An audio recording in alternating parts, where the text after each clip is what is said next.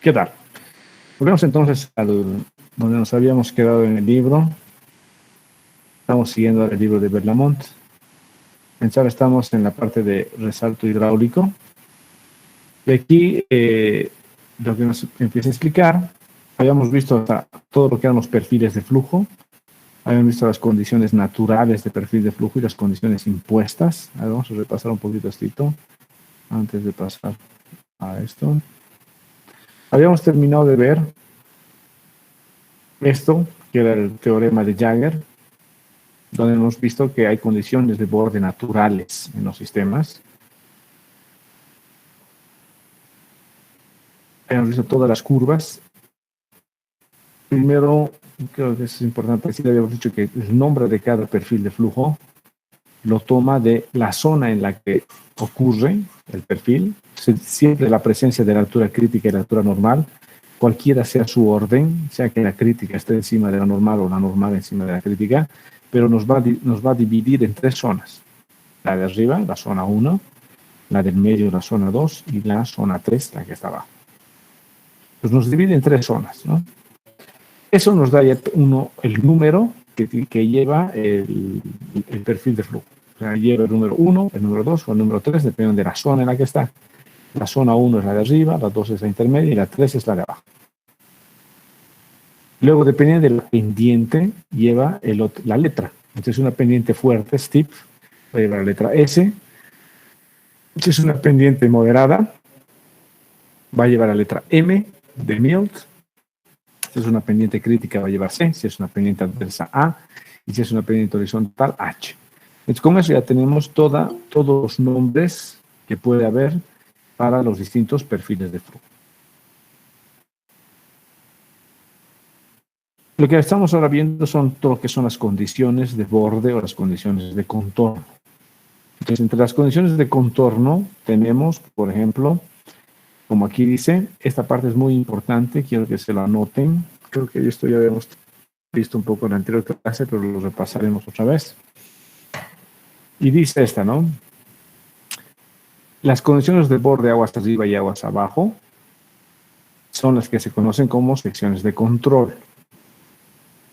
Entonces, para perfiles de flujo debajo de la altura crítica, o sea, estamos hablando de perfiles supercríticos, que sería el A3, el H3, el M3, S3, S2 y S2, que son todos los supercríticos. Todos ellos son controlados por la condición de borde aguas arriba. O sea, de principio, lo que está subrayado, supercritical flow, o sea, en flujo supercrítico, todas las curvas que se dan en flujo supercrítico son controladas por su condición de borde aguas arriba.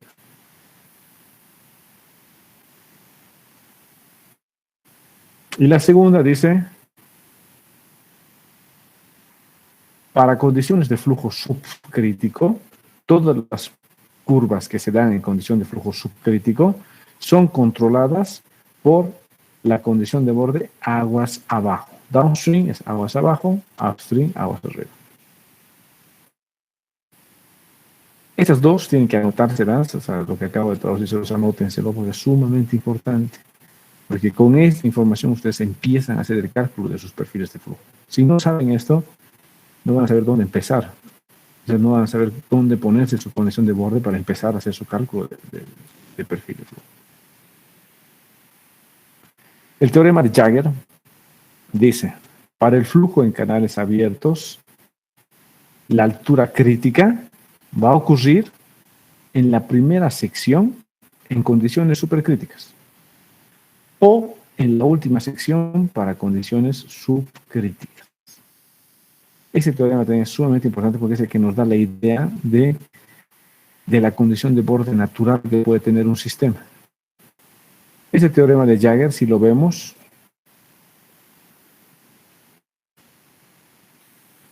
ya como la condición de borde natural, es este. Si vemos el primer dibujito, no hay ninguna condición de borde impuesta aguas arriba. O sea, no hay una compuerta que esté restringiendo la entrada de flujo, nada. Es una condición de borde natural, es un canal que está empezando. Entonces, este es un canal supercrítico, o sea, es un canal steep, de pendiente fuerte. ¿Por qué? Porque la altura crítica está por encima de la normal. Y cuando la altura crítica está por encima de la normal, lo que nos dice el teorema de Jagger es que la altura crítica ocurre en la primera sección del canal. Entonces, la primera sección del canal es esta, y aquí ocurre la altura crítica. Entonces, inmediatamente esta altura crítica se convierte en mi condición de borde. Y este ya es un punto conocido. Y a partir de este punto conocido voy a ir calculando los siguientes puntos computacionales. Este primer dibujito que está aquí funciona con el teorema de Jagger. El teorema de Jagger ya me da su condición de borde únicamente sabiendo que esta va a ser una condición de un flujo supercrítico. Ahora, si yo ya tengo un vertedero, digo una compuerta, desde la compuerta empieza a apretarse, empieza a cerrarse. Es cuando la altura de la compuerta está por debajo de la crítica y por encima de la normal, este punto se va a convertir en mi condición de borde, pero esta curva, la S2, es una curva down, es una curva frontal, como aquí. Hemos dicho las curvas frontales van bajando en función a la posición, o sea, cada vez van bajando, ¿no? Entonces este S2 va a ir bajando, como hemos visto aquí. Lo mismo, bueno, pasa, si la compuerta se sigue cerrando aún más, y ahora la compuerta sobrepasa, o sea, ya se cierra más que la altura normal, entonces el flujo de aquí va a salir por la condición de borde que nos da la compuerta. Esa condición de borde que nos da la compuerta me va a dibujar una S3. Y esta S3 es una curva de remanso. Por eso va a ir subiendo el tirante a medida que se acerca a la normal. En el caso de las M's, cuando tengo una compuerta, en el caso de la M, por ejemplo acá, a ver, acá tengo una compuerta. La compuerta, si está cerrada por debajo de la crítica, si la compuerta está cerrada por debajo de la crítica, entonces sí se convierte en una condición de borde, porque esta curva es una curva supercrítica. Y hemos dicho que las curvas supercríticas, su condición de borde es aguas arriba. Pero ¿qué pasa si la compuerta está entre la crítica y la normal? Si estuviera por aquí abierta. ¿Cuál sería la condición de borde? A ver, hábleme aquí. Este caso. Aquí está. Aquí está la crítica. Aquí está la normal.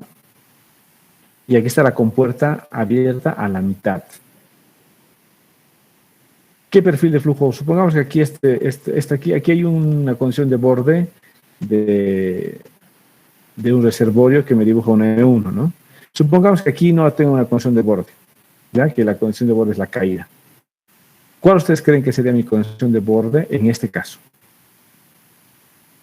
Se va a dar una curva. Fíjense, aquí está, la compuerta está abierta acá.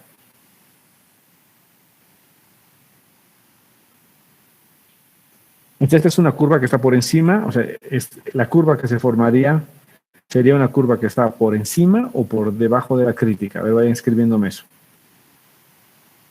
La curva que se formaría aquí, en este dibujito, estaría por encima o por debajo de la crítica. Por encima de la crítica. Ya, entonces es una curva subcrítica, ¿verdad? ¿Qué hemos dicho de las curvas subcríticas? ¿Qué condición de borde es la que vale? ¿De dónde se inicia el cálculo? Mira, aquí que está, aquí. ¿Qué les he dicho aquí? Para curvas subcríticas son controladas por la condición de borde aguas abajo. Entonces, esta curva de acá va a ser controlada por su condición de borde aguas abajo, por este punto. Desde aquí lo que vamos a tener es una curva así.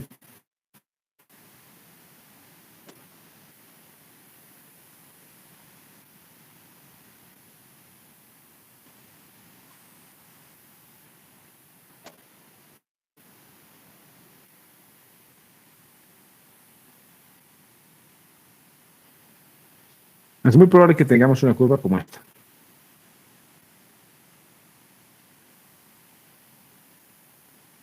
Esta sería un M2.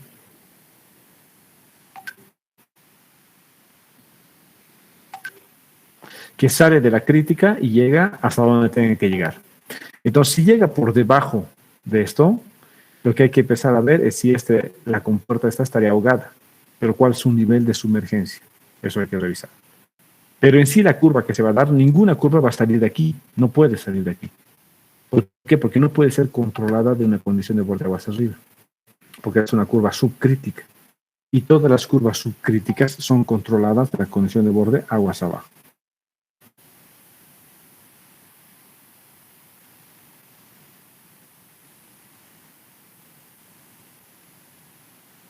¿Alguna consulta? Entonces, ¿en qué partiríamos del valor de la altura crítica? ¿Verdad? Partiríamos de la altura crítica aguas abajo. ¿Por qué? Porque eso nos dice el teorema de Jagger, ¿no? ¿Qué nos dice el teorema de Jagger? Para O, la altura crítica se presenta en la última sección del canal para flujos subcríticos.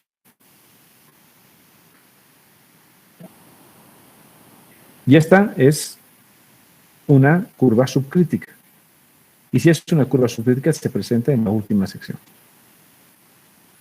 Estamos hablando de condiciones naturales, cuando no hay reservorios. Si hubiera un reservorio, el reservorio nos va a dar una condición de borde, ¿no? Forzada. Pero en una condición de borde natural, cuando no existe un reservorio, cuando esto es una caída, entonces se va a dar aquí la altura crítica.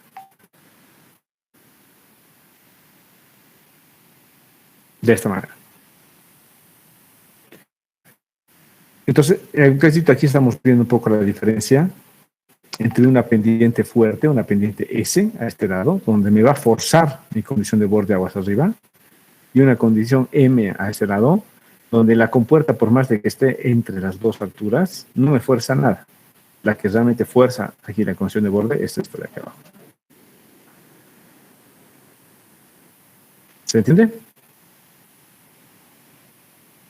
Entonces, si la compuerta baja aún más, en una condición de M, o sea, baja por debajo de la crítica, entonces ya se da esta M3 y es una curva supercrítica.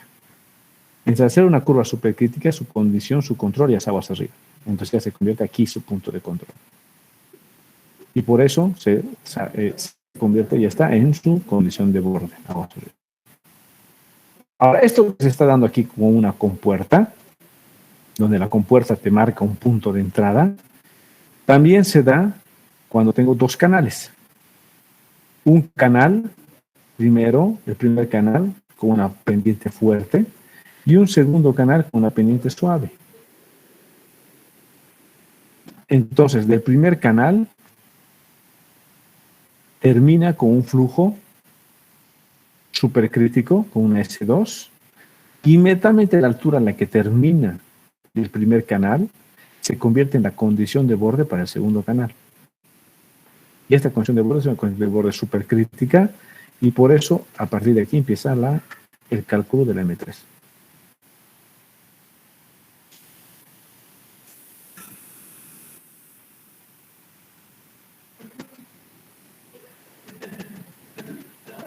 Entonces son las condiciones de borde, aguas arriba. Estas serían todas las condiciones de borde posibles aguas arriba, ¿no? En pendientes S, en pendientes M, hemos puesto con puertas intermedias. Entonces serían las condiciones de borde aguas arriba. Las condiciones de borde aguas abajo serían estas. Si yo tengo pendientes S y mi pendientes strip, yo tengo un reservorio, el reservorio va a marcar una S1. Y esta S1 es una curva subcrítica, porque está por encima de la crítica. Entonces esta se va a marcar por su condición de borde aguas abajo. Por eso la flecha va en este sentido, porque el cálculo se lo hace en este sentido. Tengo una curva M con un reservorio, lo mismo, el reservorio me marca la condición de borde aguas abajo y empieza a calcularse la M1.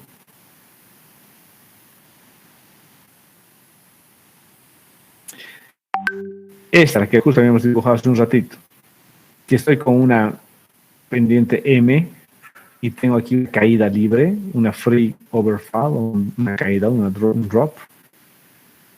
Cuando la condición de borde está por debajo de la crítica, puede estar aquí o puede estar más abajo, puede ser cualquier tipo de caída. Entonces, la crítica se va a dar en la última sección y esa altura crítica se convierte en condición de borde que me va a dibujar la S2 en este sentido. Si la altura está por encima, el reservorio está por encima de la crítica, sigue siendo mi condición de borde aguas abajo el reservorio porque es una condición impuesta. Entonces calculo este reservorio hacia aguas abajo.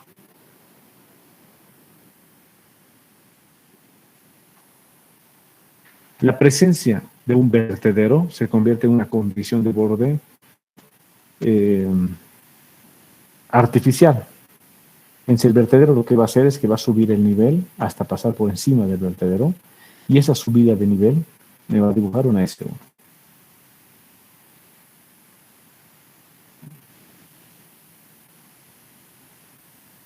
Lo mismo que está ocurriendo con la presencia del vertedero puede ocurrir cuando tengo un cambio de pendiente. Y si tengo un cambio de pendiente de una pendiente fuerte a una pendiente suave, en la pendiente suave eso me va a dar un M2, porque aquí tengo una caída. El agua está aquí abajo. Entonces este M2 me va a dibujar una curva subcrítica que va a terminar probablemente por aquí. E inmediatamente esta condición de borde con la que termina la M2 se convierte en la inicial para la S1. Entonces de esta manera que las condiciones de borde pasan de un tramo a otro. En flujo subcrítico pasa de esta manera, de que tienes una curva subcrítica que es donde termina, empieza la condición de borde para el otro. Y el flujo supercrítico es este que hemos visto hace rato. Más bien es de aguas arriba hacia aguas abajo, donde la curva supercrítica termina, empieza para el siguiente tramo.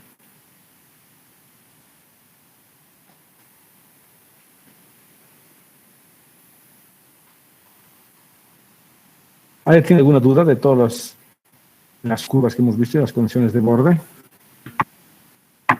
Sí, no sé si solo soy yo, pero Inge, está un poco lento, el audio nos llega, pero la imagen se detiene y no podemos distinguir en cuál imagen está explicando porque se detiene la presentación.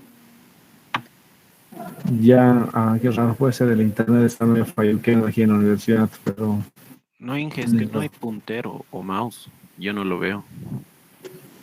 ¿No ven el mouse? A ver, espérenme.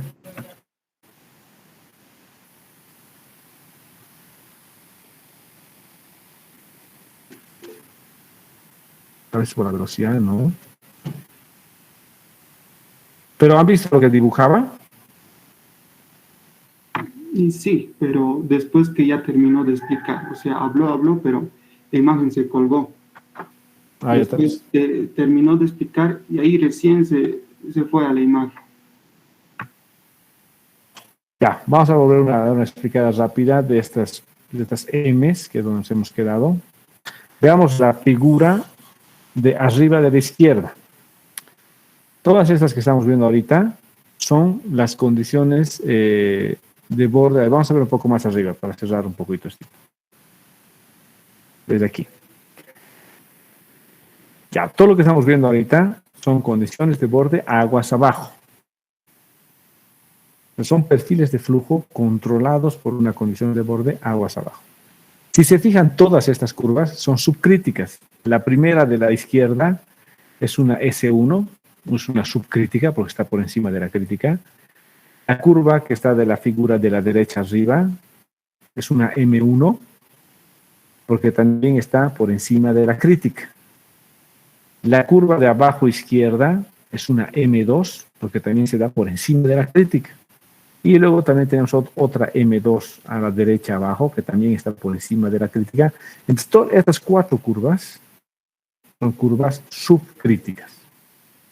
Hemos dicho de la teoría, lo que ustedes han anotado, que las curvas subcríticas son controladas por su condición de borde aguas abajo. Entonces, en los 4 casos, la que me manda es una condición de borde aguas abajo. Yo tengo un reservorio en el caso de la S1 y ese reservorio me marca la condición de borde aguas abajo y el cálculo empieza ahí. Por eso, la flecha. El sentido de la flecha significa el sentido del cálculo que voy a aplicar. En la M1, ahí de la derecha, es lo mismo. Mi reservorio me va a marcar mi condición de borde. Y a partir de ahí voy a empezar el cálculo. Por eso la flecha en ese sentido. En el caso de la M2 de abajo a la izquierda, tengo una caída libre. O sea, el nivel del agua puede estar más abajo o sí tiene que estar por debajo de la crítica para que se llame caída. Entonces, el nivel del agua está por debajo de la crítica, puede estar ahí donde está en esta figura, o puede estar aún más abajo, que sea realmente una caída, una cataratita, una caída. En ese caso, la altura crítica se va a dar como condición de borde aguas abajo y el cálculo del perfil va a ir hacia arriba, como es la M2. En caso de la condición de borde esté por encima de la crítica, como es en la derecha abajo, cuando la condición de borde aguas abajo, que es la altura del reservorio, está por encima de la crítica, ese se convierte en mi punto de cálculo y a partir de ahí empiezo a calcular el perfil hacia aguas arriba, como es la M2. Entonces, ahorita en estas 4 figuras estamos viendo que las 4 son controladas por la condición de borde aguas abajo.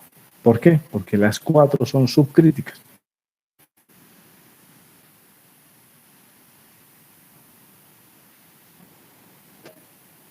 Ya, en caso de presencia de un vertedero, como es la imagen de la izquierda, el vertedero se convierte en mi condición de borde aguas abajo, porque me va a generar una altura sobre el vertedero que me va a dibujar una S1.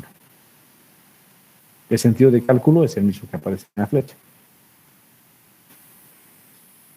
Esta S1 también se puede reproducir en un caso en el que yo tenga doble pendiente, una pendiente fuerte y luego una pendiente suave, un steep y una mild, donde tengo una condición de borde aguas abajo al final de los 2 canales que es de caída libre. Entonces ahí se va a generar una M2, porque la condición de borde aguas abajo del segundo tramo va a ser la crítica.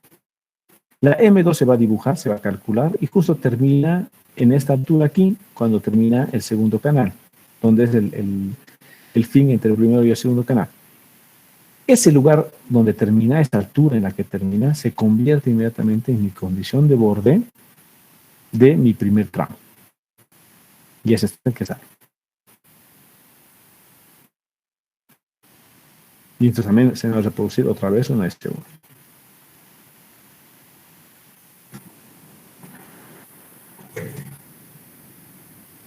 ¿Algunas dudas aquí?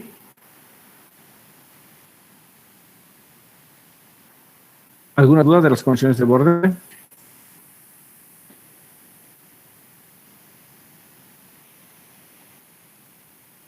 Había uno que graficó Inge, pero ya era con condiciones de borde aguas arriba. Usted graficó la M2. Eso, cuando graficó la M2 para partir de las condiciones aguas abajo desde la altura crítica, Sí. Ahí ya no estábamos considerando las condiciones de agua arriba, ¿verdad? Ya no. Justamente he hecho ese dibujo para que ustedes vean que no interesa si hubiera o no una compuerta. O sea, si se fijan, la compuerta está por debajo, o sea, no está llegando todavía a la crítica, pero está entre la normal y la crítica. Pero esta altura de la compuerta no se puede convertir en mi condición de borde. ¿Por qué? Porque estamos hablando de una curva subcrítica. Y la subcrítica, su condición de borde es aguas abajo. Digo, es una supercrítica. La M2 es una subcrítica. Y de la subcrítica, su condición de borde es aguas abajo, lo que les decía. Entonces, para esta M2, que es una subcrítica y su condición de borde es aguas abajo, ya no interesa que la compuerta esté aquí. Esta altura de la compuerta no se convierte en mi condición de borde. 40, 90. Entonces el flujo del agua no nacería en esa compuerta. No. Lo que va a pasar con esta compuerta probablemente es que se va a ahogar. Lo que realmente puede pasar es que se vaya a ahogar la compuerta. Está bien, Inge, muchas gracias. ¿Alguna duda?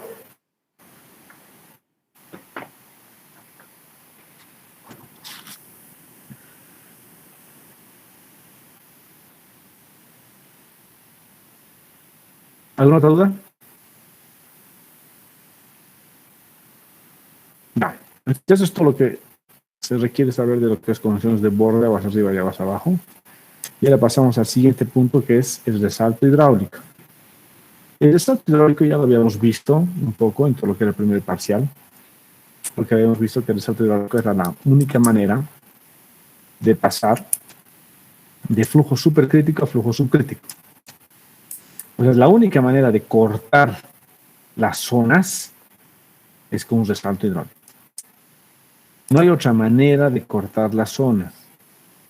O sea, nunca me haga un dibujo de una curva que está cortando las zonas, la zona 1, la zona 2, la zona 3, sin que haya un resalto hidráulico, porque eso no existe. Entonces, si el agua va a cortar y va a pasar de una zona a otra, tiene que pasar por un resalto hidráulico.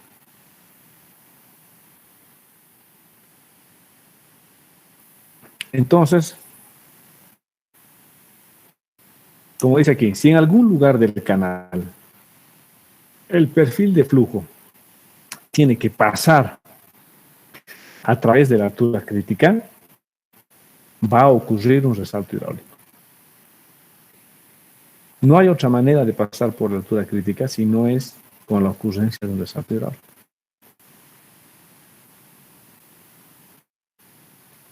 De aquí vimos el resalto hidráulico. De aquí vemos el agua en su condición de entrada, de aproximación. Y aquí en la salida del resalto hidráulico, aquí se produce el resalto hidráulico.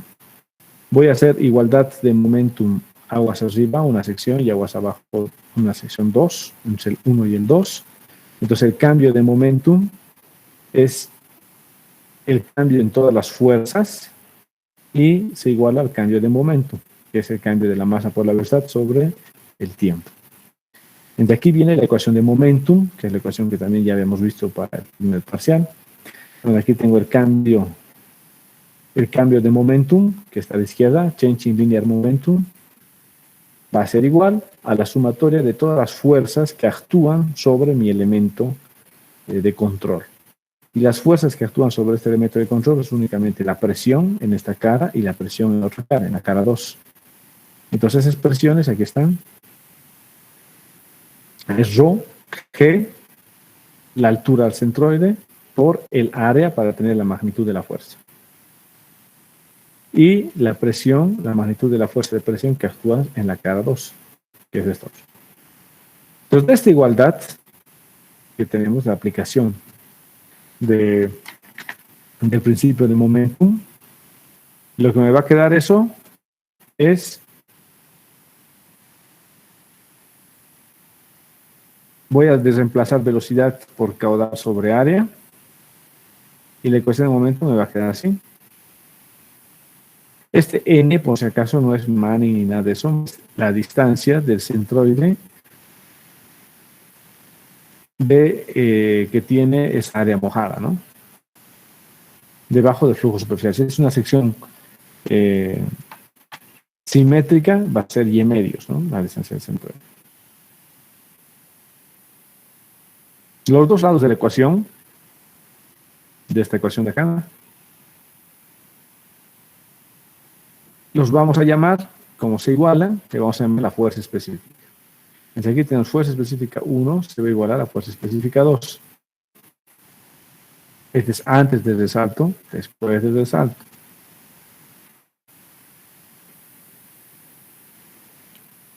La fuerza específica va a consistir en dos términos, como está aquí. El primer término, Q cuadrado sobre EA, que es el momentum del flujo que pasa a través del canal, a través de la sección del canal por unidad de tiempo o por unidad de peso de agua. Y el área mojada por el centroide es la fuerza por unidad de peso del agua. Por eso se le llama a esto la fuerza específica, este F. Nosotros hemos dibujado la fuerza específica. La fuerza específica la hemos puesto hemos graficado la fuerza específica, el cambio de la fuerza específica respecto de la altura. Entonces aquí también nos avisa que cuando las fuerzas específicas se igualan, se da el salto hidráulico.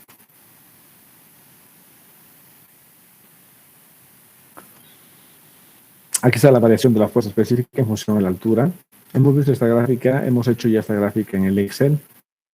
Vamos a abrirla nuevamente, lo que habíamos hecho con el libro del profe Ponce.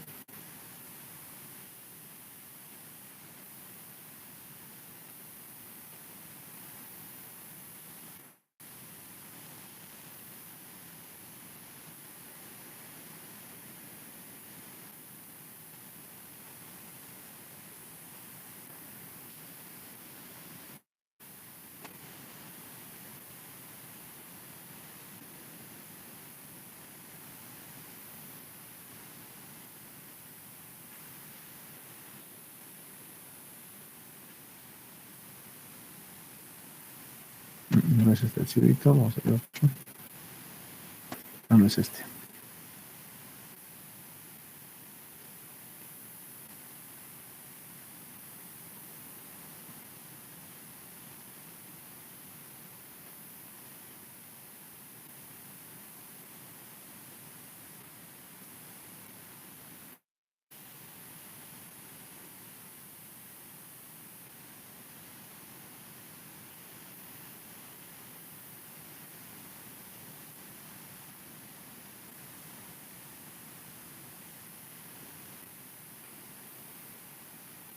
Ya. Este es el dibujo que habíamos hecho con la ecuación del libro de profe Ponce. Aquí está la fuerza específica. Exactamente la misma que está en el libro de Berlamont. Le habíamos graficado la fuerza específica. Aquí está en el eje de las X, en el eje horizontal. Y Y, que es la altura, está en el eje vertical. Entonces, para una misma fuerza específica, tengo dos alturas. En el libro del profe Berlamont está exactamente igual. Solamente que F está en la vertical y H está en la horizontal.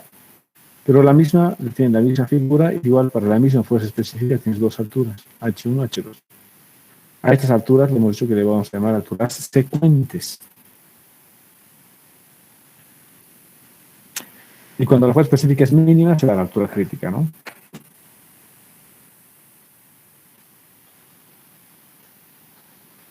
Ahí están las dos alturas, dice que tienen la misma fuerza específica, son las alturas secuentes, sequent en inglés, o conjugadas también, ¿no?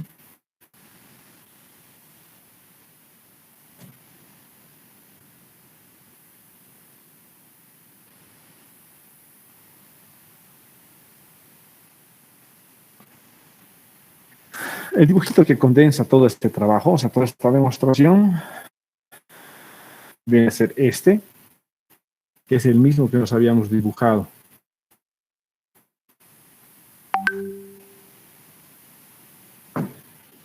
Es este, que viene a ser el mismo que nos habíamos dibujado en el Excel, donde tengo la energía específica, la fuerza específica y el resalto hidráulico.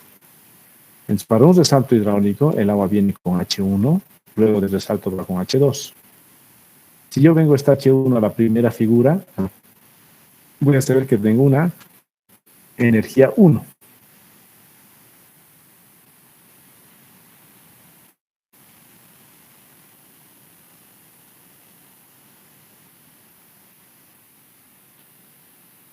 Energía 1 y luego voy a tener una energía 2. ¿Qué pasa entre la energía, vamos a ver aquí, una energía 1 y la energía 2? ¿Qué ha pasado con la energía antes del resalto y después del resalto? Miren, tenía la energía 1 acá y después del resalto viene y choca y se convierte en energía 2. ¿Qué ha pasado con la energía antes y después del resalto? A ver, respondan en el chat. Ha reducido, ha disminuido.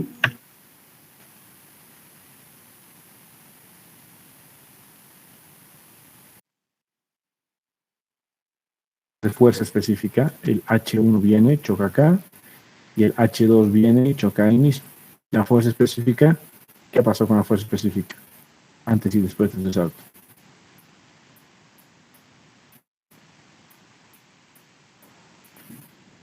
Fíjese qué pasa con la fuerza específica.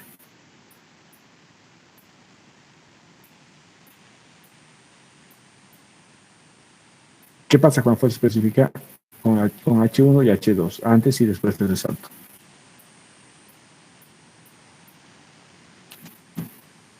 A ver, usen el chat.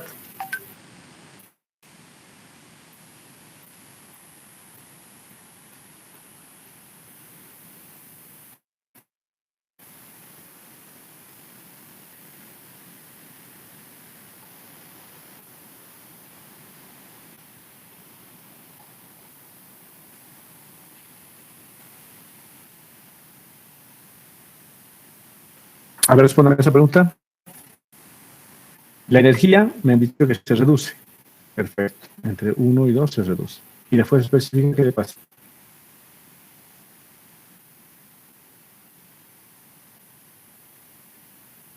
Está clarita en la figura, ¿no? Muy iguales. La fuerza específica es la igual, se conserva. La energía se pierde, la fuerza específica se conserva.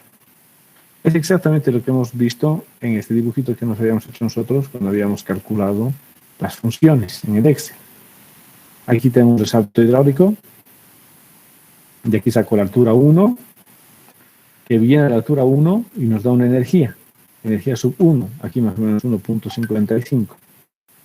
Luego del resalto, esta H2 que hay, nos da otra energía, que sería 1 energía.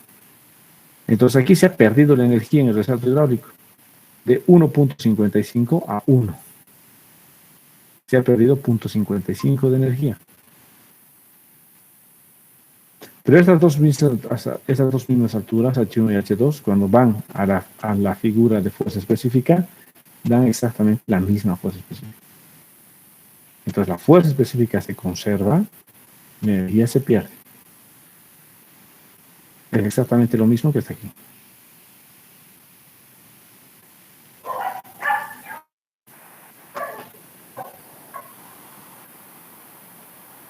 Entonces vamos a usar este criterio de que es la misma fuerza específica, antes y después del salto, para poder encontrar la altura secuente.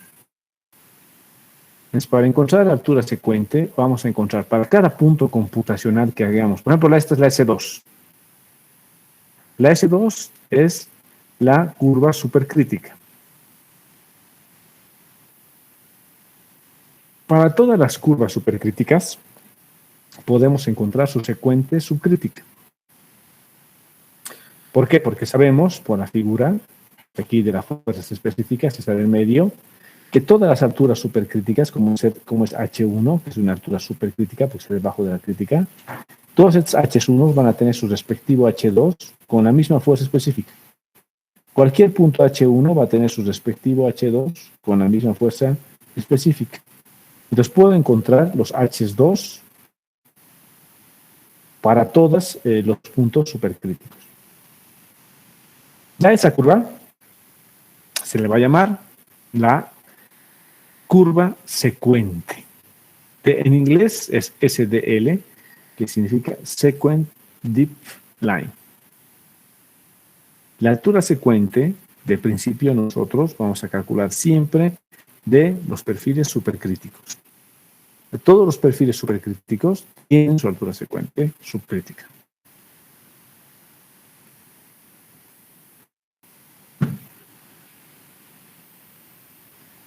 Entonces, esa altura secuente lo que va a tener es la misma fuerza específica que la de aquí abajo. En el lugar donde se van a intersectar la curva subcrítica, o sea, la S1, que es la curva subcrítica, con la secuente de la S2, en el sitio donde se intersectan es el sitio en el que van a tener la misma fuerza específica. Y al tener la misma fuerza específica es el sitio donde va a haber el resalto hidráulico.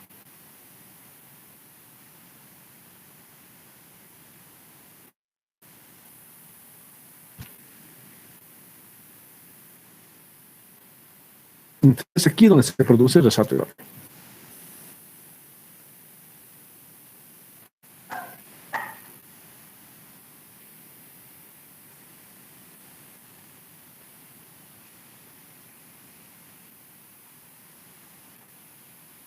¿Alguna duda?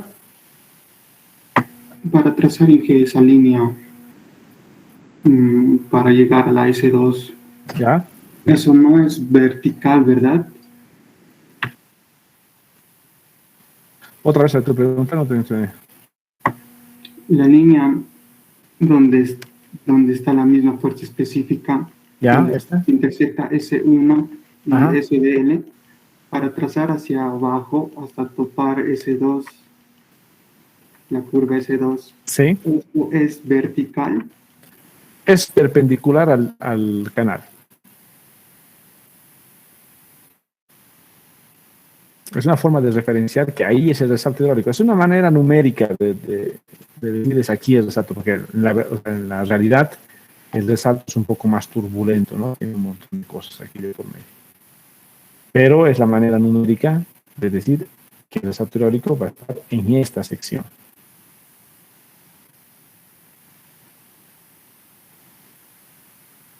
Entonces, de aquí en adelante, para encontrar un resalto hidráulico, tenemos primero que dibujar los perfiles. Entonces dibujo mi perfil S2, calculo el perfil S2, dibujo mi perfil S1, calculo el perfil S1 punto por punto, y después si quiero saber si hay o no resalto hidráulico, tengo que calcular la secuente de la supercrítica.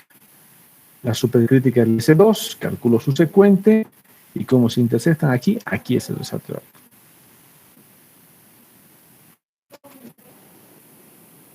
Hay varias posibilidades en esto, que vamos a ver en la pizarrita, que quiero mostrarles.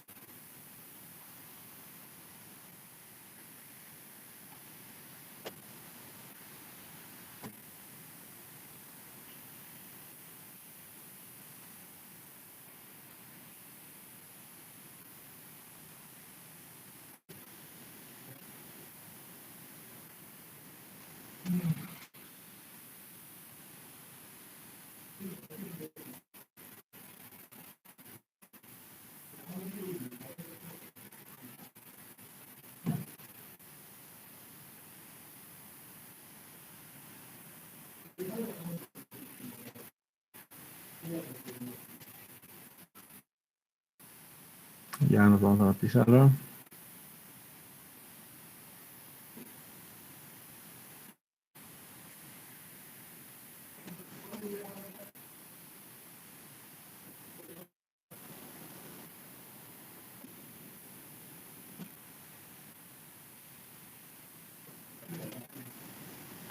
La primera es, tengo la que está en el libro, tengo la pendiente,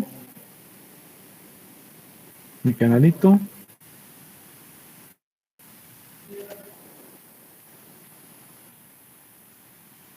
tengo las curvas, la crítica está por encima de la normal, la crítica,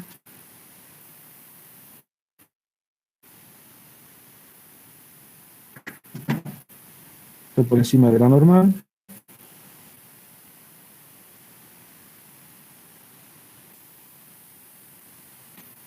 se me van a dar dos curvas, una curva esta aquí, que es mi S2, y otra curva acá,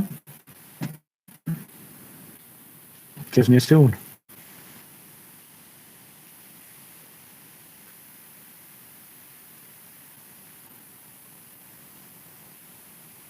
Cuando grafico la secuente,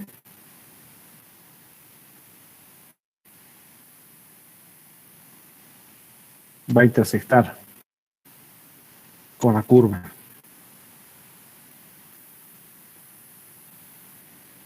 Con la S1, y ahí se va a producir el salto hidráulico.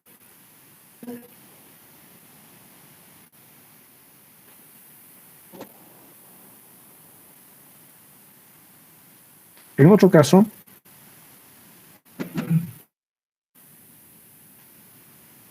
tengo la misma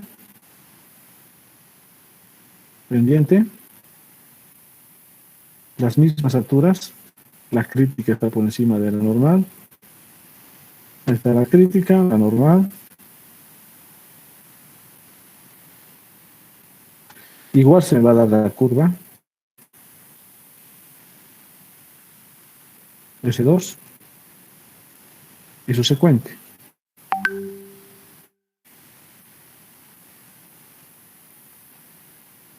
¿Qué pasa pero si en este caso mi condición de borde está aquí arriba? Y esta condición de borde, a ver un poquito más arriba, vamos a probar. La condición de borde más abajo es un reservorio que está aquí arriba. Este reservorio lo que va a hacer me va a marcar una curva así.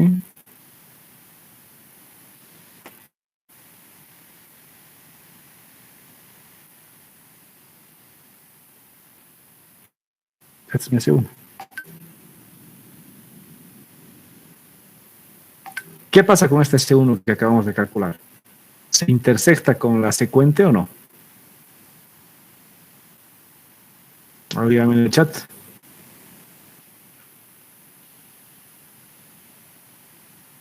¿Cómo la ven la que acabamos de dibujar? Esta curva S1 se va a intersectar. Probablemente no. Según el dibujo que hemos hecho, no se intersecta. Si no se intersecta, quiere decir que no va a haber resalto hidráulico en este tramo. Porque no se ha llegado a intersectar. Probablemente el resalto sea justo aquícito o tal vez en el siguiente tramo, si es que aquí va a haber otro tramo. Y la otra alternativa es que el resalto, que el nivel aguas abajo sea aquí. Desde aquí se me va a dar una S1 de ese tamañito.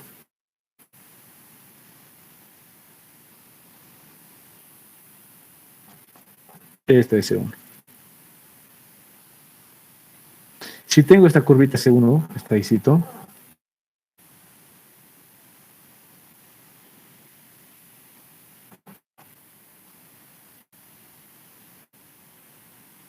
Si tengo esa S1 que está ahí, se intersecta con la secuente.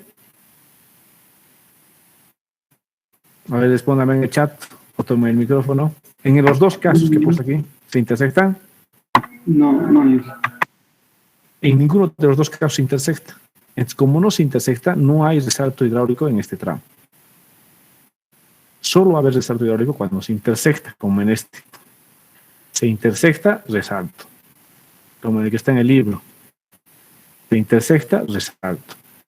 Pero si no se intersectan, por ejemplo, este primer caso, que es muy alta la condición de borde, entonces el agua está tan alta que no llega a intersectarse.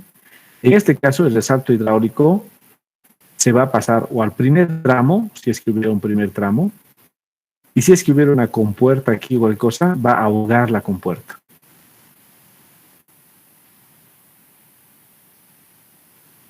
El resalto hidráulico se produce aquí, en el primer tramo, o un resalto hidráulico ahogado, o sea, porque sería dentro de la compuerta si es que hubiera una compuertita aquí.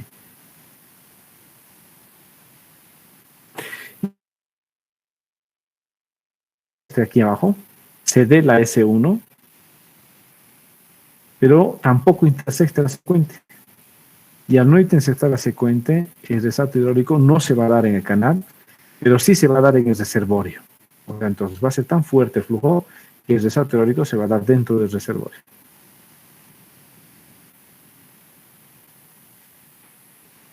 Entonces, este es un resalto hidráulico en el reservorio.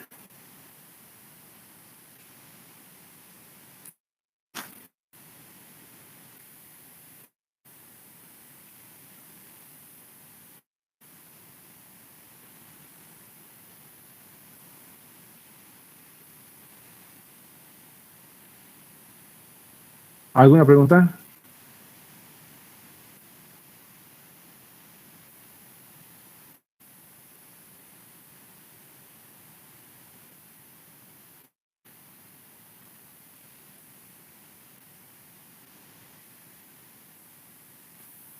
¿Alguna consulta? Esta parte es sumamente importante, porque siempre todas las preguntas te preguntan si hay resalto hidráulico, calcula el resalto. Entonces sí, a veces son cualquiera de estos casos. A veces sí hay resalto, pero a veces no hay resalto. Y tienes que poder responder por qué no hay resalto.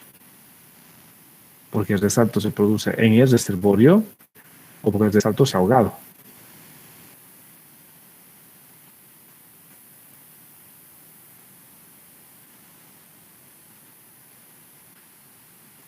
Ya. Esa es la importancia de la altura secuente. Entonces necesitamos una manera de poder calcular la altura secuente. Ya he calculado los puntos de la S2. He calculado este punto, el siguiente punto, todos los puntos computacionales y los estoy calculando. Cuando ya tengo el perfil S2, necesito calcular la secuente. Para calcular la secuente, lo que voy a hacer es igualar las fuerzas específicas. Método de cálculo. Vamos a ver el método de cálculo de la secuente, que está más abajo. Pero lo siguiente que viene es métodos computacionales para el cálculo de torque. Lo primero que nos vamos a verla es el método computacional para el cálculo de altura normal.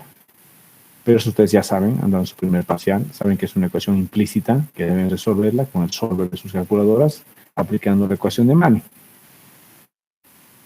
Entonces aquí nos va a explicar exactamente lo mismo, verla, solo que nos va a hacer un metodito numérico, que es el metodito del paso directo, del punto fijo, que ustedes lo han visto en el análisis numérico, que es un metodito que calcula un H nuevo, conociendo un H de pasado, y cuando estos dos se igualan, ha llegado al cálculo. Pero a nosotros nos interesa el metodito numérico porque ustedes lo hacen con el solver de sus calculadoras. De que están las ecuaciones, ¿no? De la altura normal. Métodos de cálculo de la altura crítica. Para los métodos de cálculo de la altura crítica, lo que me va a hacer es lo mismo, calcular la altura crítica numéricamente, porque igual es una ecuación solamente para sección rectangular de altura crítica, es un explícito. Para cualquier otra sección ya se convierte en una ecuación implícita. Y al ser una ecuación implícita, solamente se puede resolver con el solver y metiendo la ecuación, ¿no? Para encontrar la crítica. Eso también ya lo hemos hecho muchas veces. El siguiente punto ya es cálculo del perfil de flujo. Para hacer el cálculo del perfil de flujo, quiero que esta ecuacióncita nos la escribamos. Y esta es la ecuación que ustedes tienen que cargar en sus calculadoras para dar su examen. Esta es la ecuación de Bress, la ecuación de dinámica de flujo gradualmente variado, que es la que habíamos visto arriba en las dos páginas más anteriores. Habíamos visto la forma como llegar a esta ecuación, a la demostración. Entonces, esta ecuación de Bress, que es el cambio de la altura respecto a la posición, era la pendiente del canal menos la pendiente de la energía, 1 menos fruta al cuadrado. Es exactamente lo mismo. Aquí tenemos la pendiente del canal. La pendiente de la energía, este SF, lo hemos cambiado por la pendiente de Manning. Abajo este 1 es 1 menos S al cuadrado, es 1 prácticamente, menos fruta al cuadrado, y el fruta al cuadrado es caudal al cuadrado, por el ancho superficial dividido entre la gravedad por área al cubo. Todo esto, finalmente, es una función de H. ¿Por qué? La pendiente debo conocer, el Manning conozco del canal, el perímetro y el área mojada están en función de la altura. Cuando va cambiando la altura, cambia el perímetro, cambia el área. El caudal es dato, la pendiente hemos dicho que tiene que ser dato, el caudal es dato, el ancho superficial y el área van a cambiar en función de la altura. Entonces, al final, toda esta ecuación es una función de la altura. Es una función de la altura. Entonces, al cambio de la altura respecto a la posición, lo voy a llamar phi de h.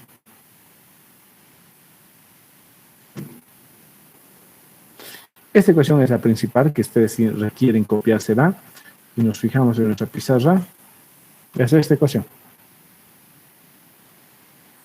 Aquí ya hemos llegado, ¿no? Aquí se cambia la altura respecto a la posición. SO. Aquí está, esto viene del Manning. El coseno de phi. Y el fruto elevado al cuadrado. ¿Qué es esto?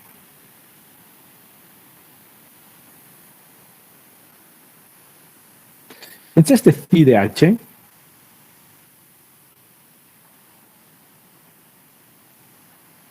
donde este phi de h puede variar entre 0 e infinito, o puede variar entre menos infinito y 0. Hay dos esquemas de diferencias finitas que podemos utilizar para resolver esta ecuación diferencial. Primero vamos a recordar un poquito estas ecuaciones diferenciales. o sea, la resolución de esta ecuación. Vamos a ver un poquito el método de Euler, porque es exactamente lo que finalmente hacemos acá.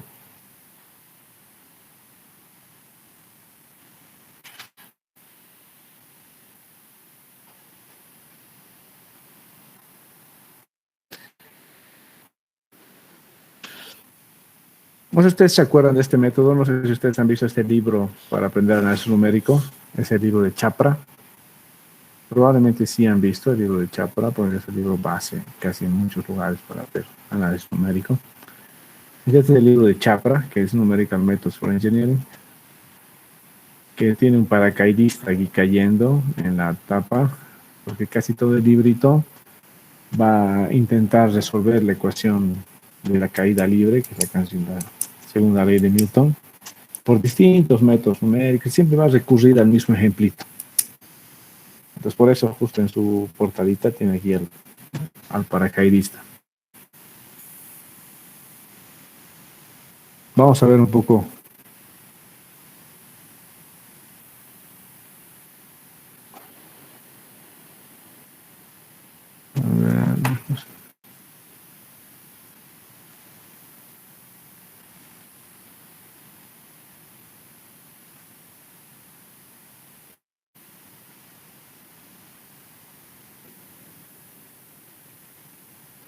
Aquí tenemos.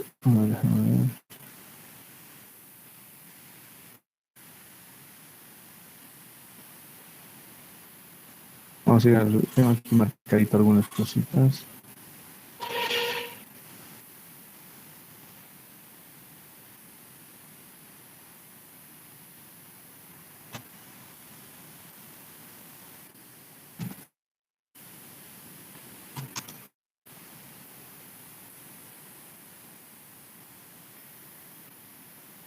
Es el método de Euler.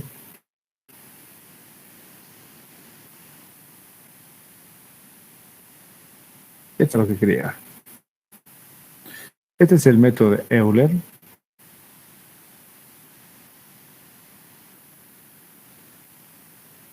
¿Qué es lo que ustedes han aprendido en análisis numérico? El método de Euler es este, es el método que se llama Finite Divided Difference. Es el método finito dividido de las diferencias divididas, que es este. Donde lo que hacemos es cuando yo tengo la derivada de velocidad, lo que se ha hecho la ecuación de Newton, ¿no?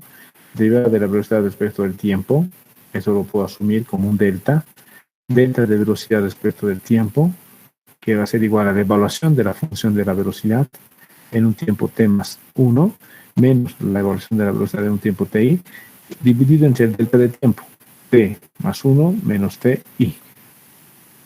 Este es el principio de Euler. Entonces, este principio de Euler yo lo reemplazo acá en la función, esta es la función de la segunda ley de Newton, y reemplazando en la función de la segunda ley de Newton puedo predecir la velocidad futura conociendo la velocidad actual, aplicando la aproximación de Euler, que es esta. Esta es aplicando la aproximación de Euler para poder producir la velocidad en un paso futuro, conociendo la velocidad actual. Vuelvo a esto y al libro de su libro de análisis numérico, porque nosotros estamos haciendo exactamente lo mismo. Yo quiero producir, yo quiero pronosticar, quiero calcular la altura de agua futura, conociendo la altura de agua actual, que es la altura en la posición 0, y quiero conocer la altura en la posición 1, en la siguiente posición. Es el principio que voy a utilizar, es exactamente el mismo que el principio de Euler. Si lo vemos eso desde el punto de vista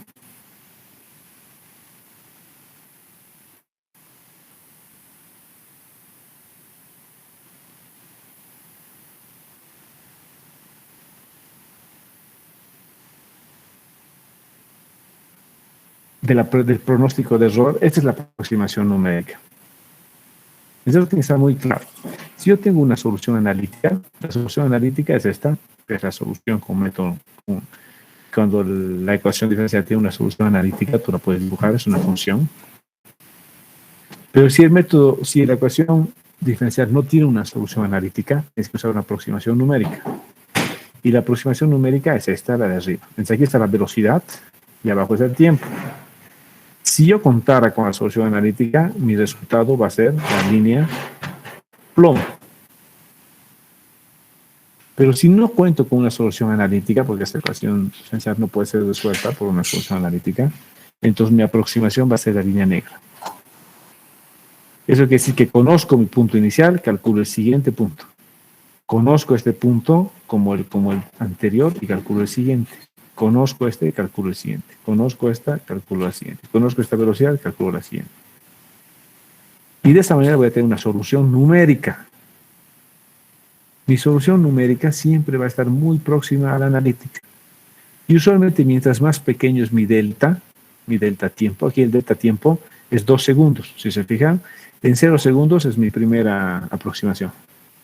A los 2 segundos, mi segunda aproximación. A los 4 segundos, mi tercera aproximación. A los 6 segundos, mi cuarta. Entonces, cada 2 segundos es mi aproximación.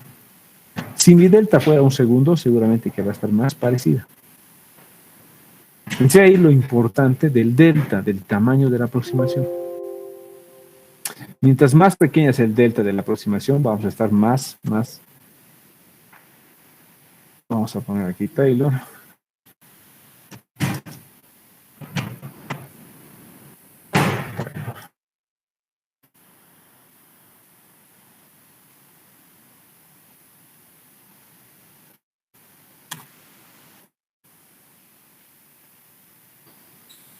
Vamos a ver un poquito lo que es la serie de Taylor. Aquí está la serie de Taylor. Cuando vean ustedes errores de truncamiento, han aprendido la serie de Taylor, que es exactamente lo que viene de Euler. Aquí está el Finite Divided Difference. ¿Qué es este? Este es Euler, lo que acabamos de ver ahorita. Esta serie de Taylor, la serie de Taylor viene de la aproximación de la primera derivada. Entonces, lo que se preguntaba a Taylor era una ecuación polinómica, si podía predecir la función en un paso siguiente, conociendo el paso actual. Entonces, para eso desarrolló toda su serie, los que han conocido esta la serie de Taylor, que tiene que ver con las funciones polinómicas, ¿no? Porque ustedes saben que en las funciones polinómicas la derivada de la parábola es la recta, la derivada de la recta es la constante, o sea, conservan que se llama un orden, ¿no? Las polinómicas. Entonces, basándose en las ecuaciones polinómicas, Taylor llega a esta ecuación, a su serie, donde él dice que la función, evaluar la función en x, va a ser igual a la función en a, más la primera derivada de la función en a, evaluando x menos a, más la segunda derivada de la función en a, por el factorial de 2 y así, sucesivamente.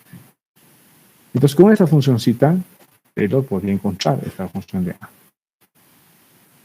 Lo que nos sirve la aproximación de Taylor, es porque nosotros podemos aquí, dentro de la función de Taylor, este fx, este fxi más 1, lo puedo aproximar como el fxi más la primera derivada de fxi más multiplicado por su delta, xi más 1 menos xi. Este es el primer orden de la serie de Taylor. La serie de Taylor, usualmente cuando se utiliza la serie de Taylor, te dicen utiliza el primer orden porque utiliza hasta la primera derivada. Utiliza el segundo orden, es hasta la segunda derivada. Tercer orden, hasta la tercera derivada. Lo único que estás haciendo es cuando utilizas el primer orden, estás linealizando un problema. Todo lo estás convirtiendo en rectas. Pues el primer orden de la serie de Taylor es la linealización de los problemas. Si utilizas el segundo orden, lo que estás haciendo es parabolizando el problema, porque vas a resolver el problema con pura parabolitas. No es nada más que eso. Entonces ahora a nosotros nos interesa linealizar el problema. Y por eso vamos a utilizar el primer orden de aproximación. En el primer orden de aproximación tomamos hasta la primera derivada. Y de aquí lo que vamos a hacer es despejar la primera derivada. Entonces, este fxi va a pasar con signo negativo a los lados. Y este xi más 1 menos xi va a pasar a dividir. Aquí está la ecuación del segundo orden, por si acaso. Pero nosotros vamos a seguir con la primera. Cuando hacemos eso, lo que va a pasar es, aquí están los errores de truncamiento, los errores. Lo que hacemos con la serie de Taylor al hacer ese cambio es que vamos a llegar, hasta aquí, pero vamos a llegar otra vez a Euler. Lo que estamos haciendo es pasar este término a dividir, restar este término y hemos llegado a Euler. Entonces, la solución de la derivada de la primer orden de la serie de Taylor es Euler. ¿Qué es esto? Este dibujito me gusta mucho. Lo vamos a ver un cachito. ¿Por qué es esto? Tú tienes la solución analítica, que es la negra, de cualquier tipo de función. Tu dato conocido es en el xy igual a 0, que es tu partida, tu condición de borde, porque es dato conocido. ¿No? A ver, nos hemos cansado ahorita de ver condiciones de borde en los canales. Este para mí es mi dato conocido, mi condición de borde. Sea aguas arriba o aguas abajo, es un dato conocido, porque es una condición de borde. Si yo tuviera la función analítica, puedo resolver la función analítica y encuentro la línea negra. Pero no la sé, pues estoy aproximando con un método numérico. Si aplico el orden 0 de la serie de Taylor, el orden 0 de la serie de Taylor me dice que la función en una evaluada en el xy más 1, que es en el siguiente paso, va a ser igual a la función en el paso anterior, o sea, es la constante. La primera orden es la constante. Digo, la orden 0 es la constante. Entonces, este valor se va a mantener constante. Por eso es horizontal. Si aplico el primer orden de la serie de Taylor, voy a linearizar. Entonces, mi aproximación que voy a hacer para el siguiente punto es una recta. Si se fijan, es una recta, el primer orden. Por eso, aplicar el primer orden de la serie de Taylor se llama linearizar problemas. Y esta va a tener la pendiente en este punto. Por eso tiene la pendiente en ese puntito. Si aplico el segundo orden, estoy sacando una parábola, lo que se ha hecho. Estoy parabolizando el problema. Es mucho más próximo. Pero si mi delta es más pequeño, seguro que con el primer orden es suficiente. Lo interesante de esto es que cuando Taylor acaba de hacer toda esta su teoría, con las funciones polinómicas, luego se da cuenta que también se ajusta bastante bien a cualquier tipo de función. Aplicando este tipo de método numérico, pero aplicando a cualquier otro tipo de función, sea una función trigonométrica, función, exponencial, potencial, o cualquier tipo de función, entonces el método de Euler me aproximaba bastante bien a cualquier tipo de función, no únicamente a funciones polinómicas.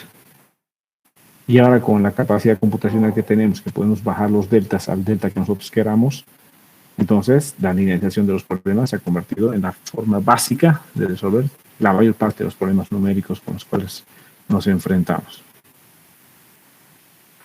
He querido un poquito hacer este refrescamiento con ustedes, porque nosotros vamos a usar un método numérico con el mismo principio del primer orden de la serie de Taylor para resolver nuestros perfiles de flujo.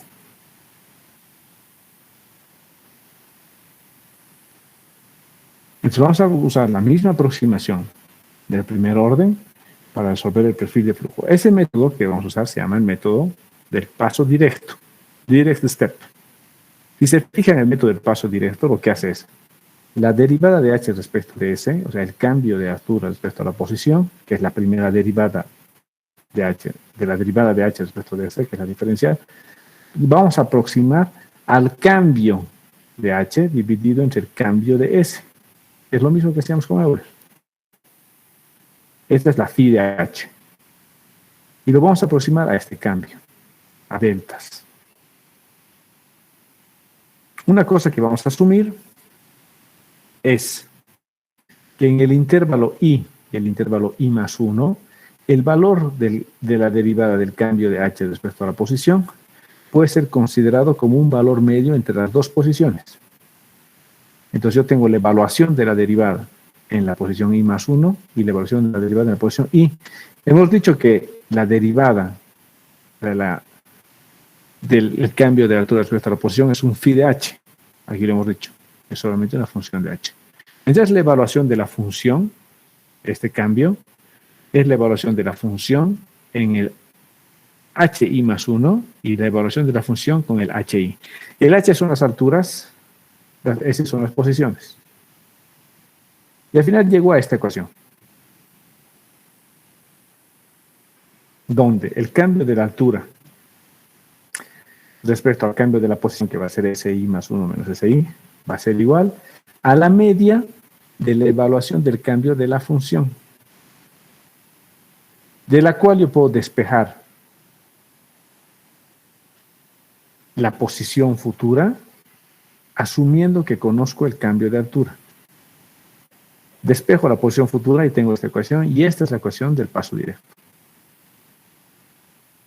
La ecuación del paso directo me dice que voy a calcular la siguiente posición, conociendo la posición actual y sabiendo el delta h, y evaluando phi en el hi, que es mi h inicial. Como conozco el delta h, puedo conocer el hi más 1, lo evalúo y tengo el siguiente paso. Entonces lo que me estoy dedicando es a hacer esto. Vamos a ir al...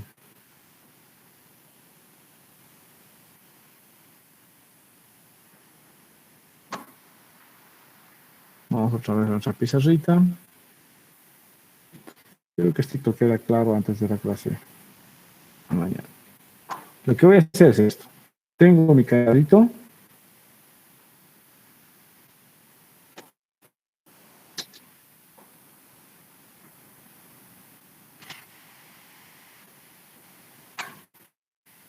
Perdón, voy a dibujar esto.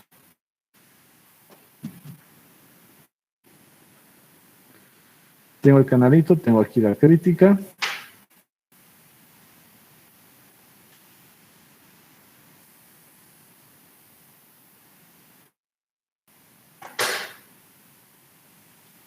Tengo la normal.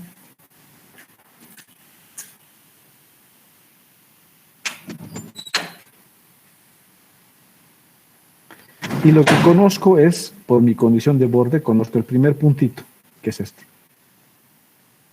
Entonces, ¿cuál va a ser la coordenada de ese primer puntito? De este puntito que le vamos a llamar el punto 0. El punto de condición inicial, el punto 0. ¿Qué coordenadas va a tener ese punto 0? Sus coordenadas las voy a conocer, porque en X las coordenadas van a ser posición, altura, ¿no? Va a ser posición, altura. Esas son las coordenadas. Entonces, en posición, la coordenada va a ser 0, porque va a ser el punto de partida. Desde este puntito 0, sus coordenadas van a ser 0. Y en el otro va a ser altura crítica. Entonces, es un punto conocido del que yo estoy partiendo. El método del paso directo se trata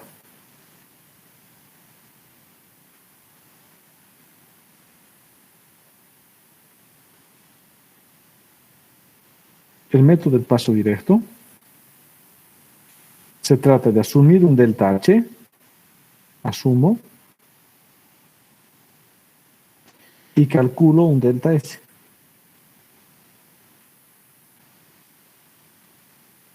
Si conozco el SI es conocido, porque es mi condición de borde, entonces el SI más 1 es lo que va a ser calculado.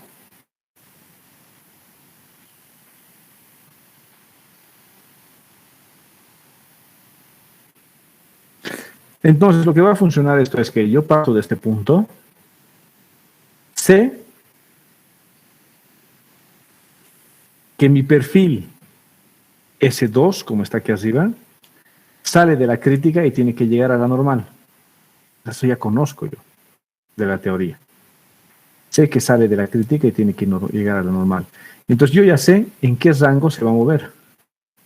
Y si sé en qué rango se va a mover, puedo darme yo un delta H, con el cual, sabiendo el número de pasos con los cuales yo quiero calcular, voy a tener mi perfil. Ponte que quiero que en una tabla de 5 pasos calcular el perfil. Entonces lo hago de esa manera. Entonces me voy a dar el delta H cabalito como para poder calcular. Y una vez que me doy el delta H, lo que voy a ir calculando es el SI más 1.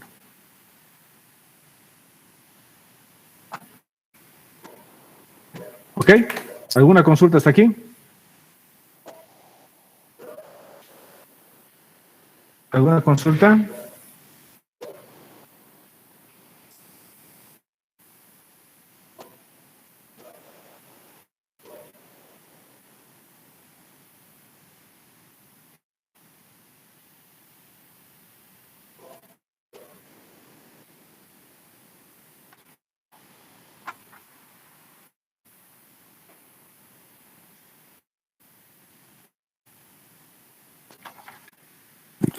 La otra carta del decano. La de solicitud de viaje.